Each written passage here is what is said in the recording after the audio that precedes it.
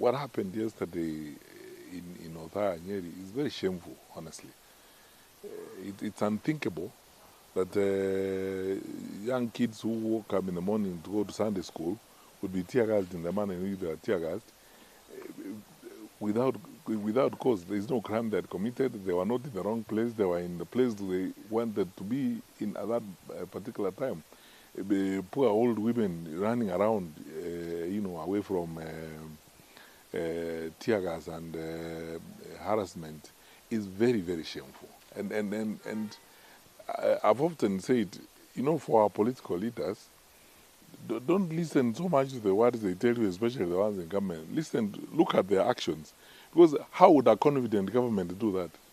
Because a government that's confident and has no problem with its population, with its people, why would they allow that kind of thing to happen?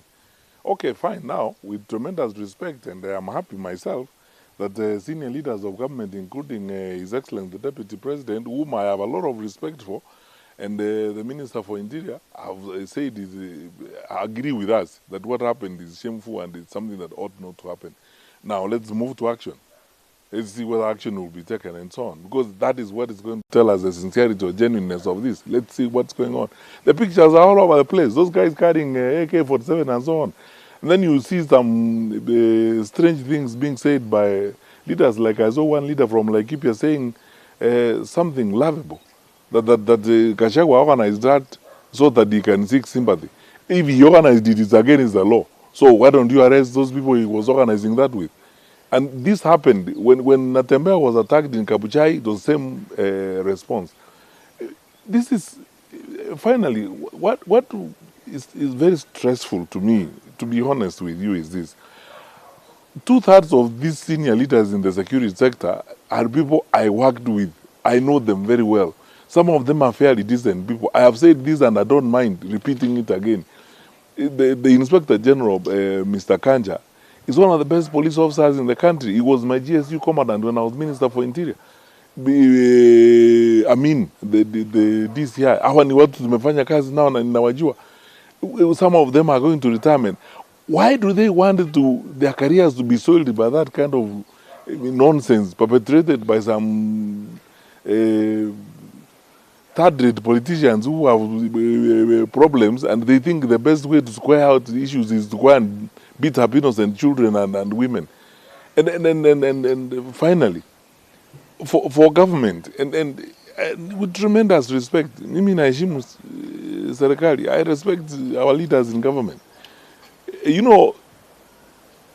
are walking the country themselves to disaster.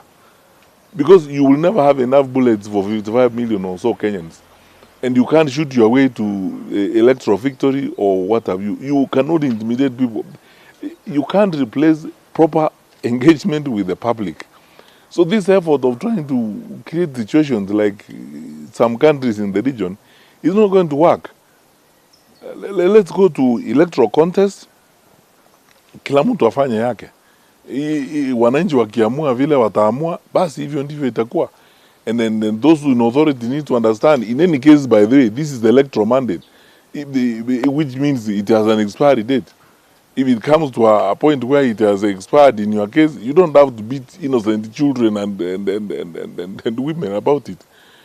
Go say, sasa vile imekuwa iko namna hii, kutakuwa na siku ingine. That is how life is, and that's how we become a mature country. But we shouldn't go the way that happened yesterday. Very, very shameful. And we have seen this again and again and again. The level of arrogance that you see, goons, armed people, moving around. And then, for me, no one will tell me, will give me lectures about, we didn't know what was happening. A national leader of Gachagwa's stature, when they move to a particular place and they're going to have a function in a particular place, the county security team knows. The National Intelligence Service officers in that area knew that there was going to be a meeting that day. How can you tell me that they did not know there was a plan to disrupt the meeting? So this pretense and so on, okay, it will be tested. They have said it, they have all vowed action, including the Inspector General. Let's give them the benefit of doubt and wait for the action.